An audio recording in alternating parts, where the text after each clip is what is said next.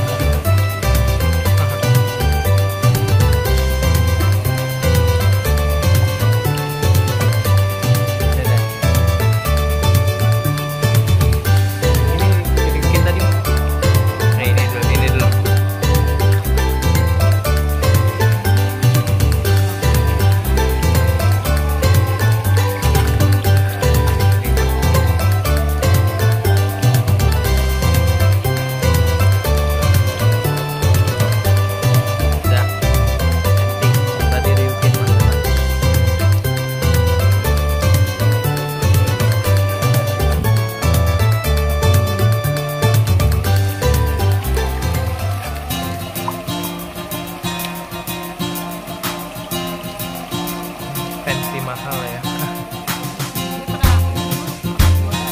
Oh,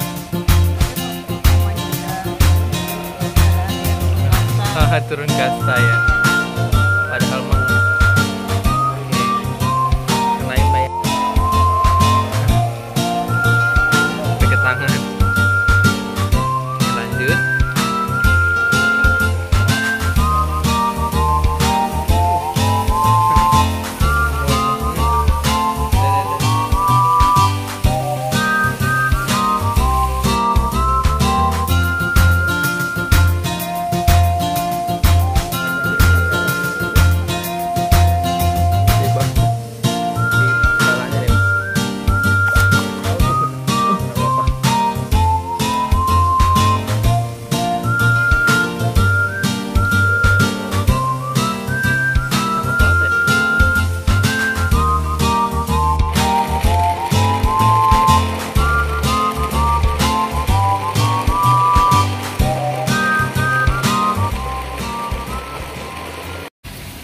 Nah, udah lama banget nih nggak ketemu sama Mas Reza. Apa kabar, Mas?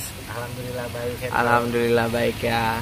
Nah, jadi karena udah lama banget nih, jadi sekalian pengen bikin part 2-nya nih ceritanya. Mantap nih, pasti Nah. mantap nih. Oke. Nah, kemarin kan habis ikut perlombaan. Kemarin perlombaannya gimana itu? Alhamdulillah sukses, semuanya bisa dikategorikan puas. Yang kalahnya juga kalah terhormat, yang menang bangga. Oke. Ya. Berarti banyak dapat bawa pulang piala ya. Alhamdulillah itu bonusnya tuh. Alhamdulillah Ya. ya. Oke deh kalau gitu. Nah, jadi di kolom komentar yang kemarin videonya Ya. itu banyak banget yang nanya. Terus langsung aja untuk pertanyaan pertama, kira-kira kalau misalnya antisipasi hujan, itu Mas Reza tuh gimana sih? Apalagi kan ini kolamnya outdoor gitu. Betul. Jadi di sini memang kita latih ikan untuk tahan banting yang pertama, tahan hujan, tahan panas. Jadi udah terlatih kalau misalkan nanti orang ngadopsi udah siap, mau dimanja oke, mau dirawat secara ekstrim pun insya Allah kuat. Oke. Nah, antisipasi kita adalah hujan itu ada yang kalau pas lagi musim hujan, yang paling bahaya adalah hujan pertama. Hujan pertama itu yang saya maksud 3 hari nggak hujan, lalu hujan itu kita kategorikan hujan pertama, dan itu mengandung asam tinggi, polutan segala macam, itu kita kuras. Kita kuras, kita ganti airnya total semuanya. Nah, kalau setelah itu hujan lagi, insya Allah sih udah aman. Jadi yang pertama adalah hujan saat pertama kali itu harus diantisipasi. Dan kalau misalkan ada teman-teman yang pelihara di indoor, itu dijaga aja suhunya, karena suhu yang berubah antara panas sama dingin itu bikin ikan meriang. Badannya bisa jamuran, bulukan, white spot. Nah, itu bisa menyebabkan kematian juga. Itu yang hati-hati. Oke. Nah, kalau misalnya nih ikannya ada yang sakit, entah itu dia kena apa gitu, itu biasanya kalau di sini obatnya kayak apa sih gitu? Yang pertama, obatnya kita pakai adalah obat manusia. Kita pakai amoxicillin, dan dosis amoxicillin itu adalah 1 butir untuk 100 liter air.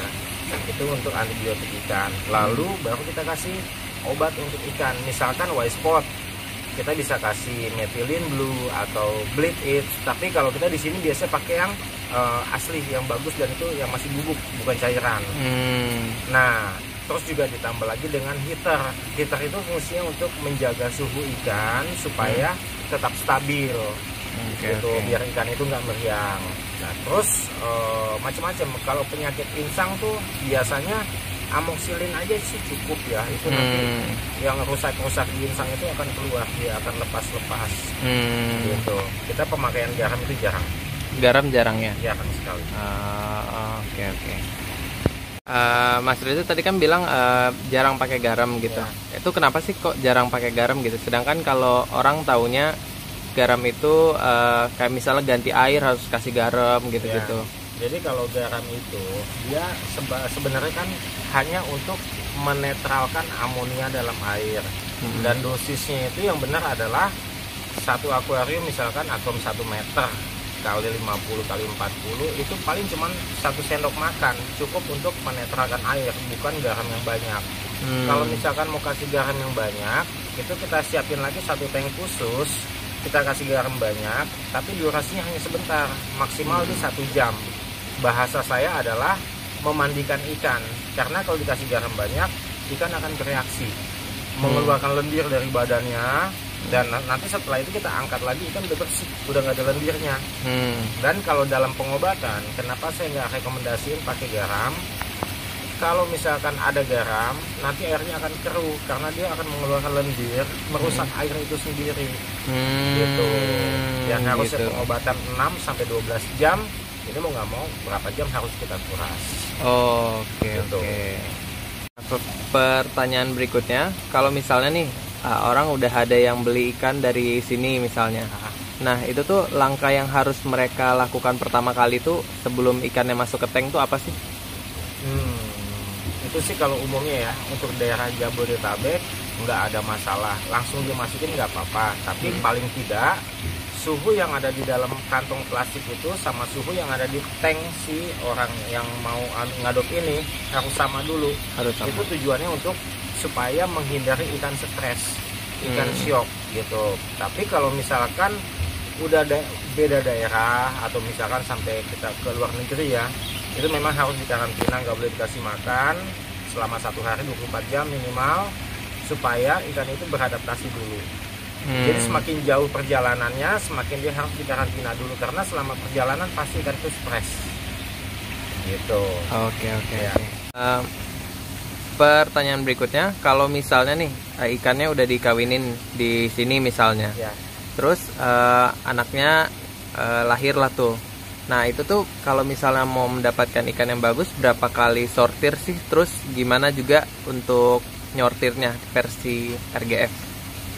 Dari dia netes sampai dia untuk siap jual itu banyak kali penyortiran, mungkin bisa lebih dari 10 kali penyortiran. Bisa 10 kali Yang ya. pertama dari ikan usia 1 minggu, 1 minggu masih segede rambut ya, itu udah mulai disortir pertama. Lalu mulai 3 hari seminggu kemudian kita sortir udah mulai kasar sebesar 1 butir beras lah kurang lebih ya. Mulai kita sortir kedua. Lalu setiap kali kita kuras, kita di sini pengurasan itu 3 hari sekali. Dan setiap kali dikuras itu juga selalu disortir. Oke. Itu selama usia dari ikan baru netes, kita biasanya mulai siap jual itu di usia 2 bulan.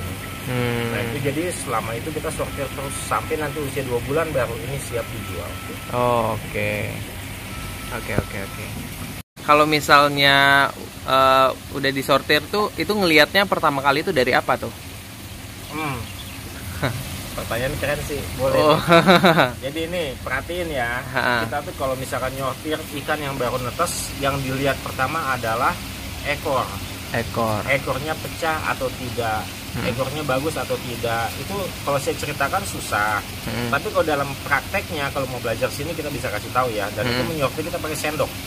Pakai sendok kita sorotnya satu persatu. Nanti kalau ikan udah usia di 1 bulan tuh udah mulai kasar ya, segede apa ya, kuku jempol atau 1 ruas jempol saya ini umur 1 bulan. Itu kita biasanya lewat akuarium. Akuarium itu udah mulai ke badan, ke dorsal, ke ekor, ke lipat atau tidaknya gitu kan, cacat segala macam itu yang kita eliminasi. Nanti di usia 2 bulan itu udah nggak ada lagi yang cacat. Oke, berarti yang paling penting ekornya dulu ya. Untuk awal ya ekornya dulu. Oke. Siap. Nah, tadi kan aku lihat ada cacing di pojokan sini nih. Kalau cacing tuh menurut Mas Reza penting nggak sih atau gimana gitu? Sangat penting. Sangat Cacing penting itu ya. mengandung lemak, mengandung protein tinggi banget. Dan itu untuk ikan-ikan yang masih kecil itu pertumbuhan yang paling bagus buat ikan. Oke. Pakai pelet juga bagus, cuman lemaknya nggak sebanyak cacing. Nah, ikan-ikan kita tuh kayak di kolam sana, itu yang belum pakai filter itu ikan kecil semua dan semuanya masih makan cacing, juga telur kukus kalau di malam hari.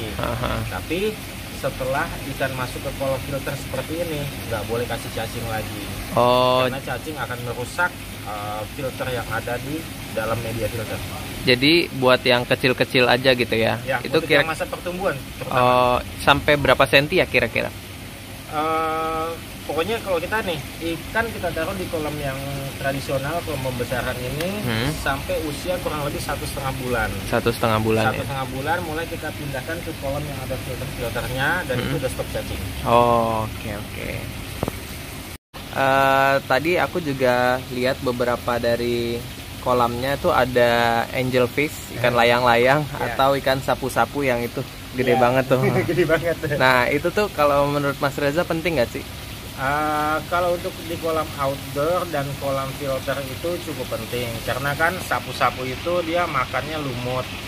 Dan di kolam yang udah seperti ini kita nggak pernah kuras airnya selama berbulan-bulan. Nah sapu-sapu itu berfungsi untuk mengendalikan populasi lumut-lumut yang ada di kolam. Oke. Nah terus kalau mengenai angelfish itu nggak ada fungsi sebenarnya untuk Mas Koki. Dia cuman untuk apa ya, variasi untuk hiasan aja gitu. Tapi juga dia nggak membantu Mas Koki. Kalau zaman dulu orang bilang angelfish itu bisa membantu memakan kutu-kutu yang di badan ikan. Tapi kalau kita di sini kan ikannya nggak ada kutuan. Oke. Gitu. Jadi angelfish makan pelet ya, atau angelfish makan cacing atau makan telur. Mereka nggak makan kutu dan mereka nggak mengganggu Mas Koki. Oke. Nah, ini tuh banyak banget yang mungkin ditunggu-tunggu sama orang untuk pertanyaannya. Nah, kalau untuk pakan nih, jadi kan di video sebelumnya Mas Reza bilang kasih makan gitu kan, kasih terus gitu. Nah, kalau sebenarnya kita tuh ngasih makan tuh harus kayak gimana sih? Itu beda-beda orang, beda-beda cara. Kalau orang itu mengandalkan filter yang simple, itu jadi gini, sebaiknya ngasih makan ikan itu sesering mungkin ya. Mas Koki itu tipenya dia makan pup gitu. Pencernaannya sangat simpel sekali. Dikasih makan dia mau terus gitu kan. Nah, kalau kita di sini kasih makan dia yang banyak dan sering, dan filter kita ini juga cukup bagus gitu, sehingga airnya tetap clear, airnya juga nggak ada amonia, dan kita overflow gitu 24 jam supaya airnya ada pembuangan, ada air masuk, ada air kebuang gitu kan. Nah, kalau misalkan di tempat kalian teman-teman, saya saranin sih juga kasih makan ikan yang enak dan sering, tapi media filternya diganti yang bagus. Media filternya yang penting. Jadi zaman sekarang adalah memelihara ikan itu enjoy menikmati ikan, bukan memelihara ikan yang kita disibukin oleh membersihkan medianya terus setiap hari dan menguras setiap hari. Nah, oke. Nah, kalau satu lagi nih, kalau malam hari itu tuh dikasih pakan juga nggak sih?